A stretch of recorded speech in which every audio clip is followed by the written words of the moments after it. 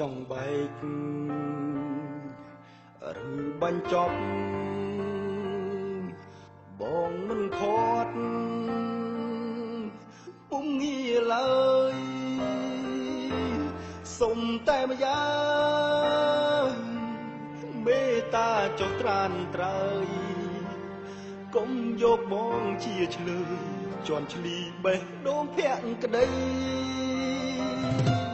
ឈប់យកលេសមកបាញ់ឈឺមិនចង់លឺមិនចង់យល់ទុកឲ្យបងស្ងប់ចិត្តផងនេះមុនជាបាល់ភាពអំពុលស្លាកស្នាមអានុសាចិនអូនមានថ្មីហើយតែបានប្រានលើចងចោលខាក្បត់ពុំសាវ៉ាឲ្យស្រីក្រំចិត្តមានន័យយ៉ាងណាដូចស្រស់វមិត្តបើបងខុសពិតបងទេជាអ្នកណាចេញ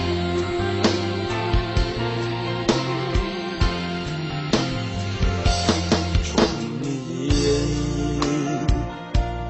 ឈុំរំលឹក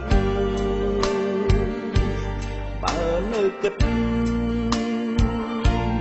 រឹកដៅផ្សារឿងហួសហើយបំភ្លេចចុះជីវ៉ាបងសុខចិត្តក្រំគ្រីទទួលកំហុសគ្រប់យ៉ាង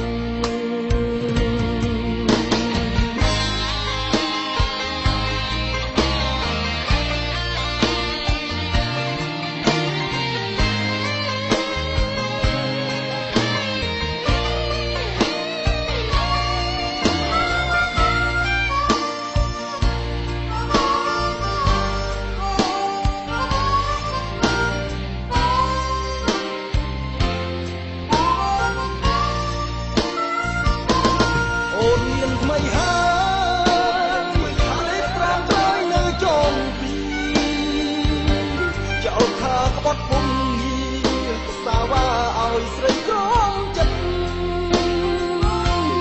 មានន័យយ៉ាងណា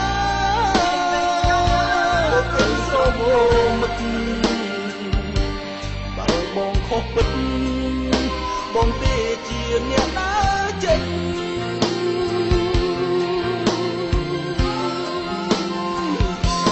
ឈុំនិយាយឈុំរំលឹកគិតរឹកដៅផ្សារឿងគួរហើយបំភ្លេចចុះជីវ៉ាបងសុខចិត្តក្រំគ្រីទទួលកំហុសគ្រប់យ៉ាងបងសុខចិត្តក្រំគ្រី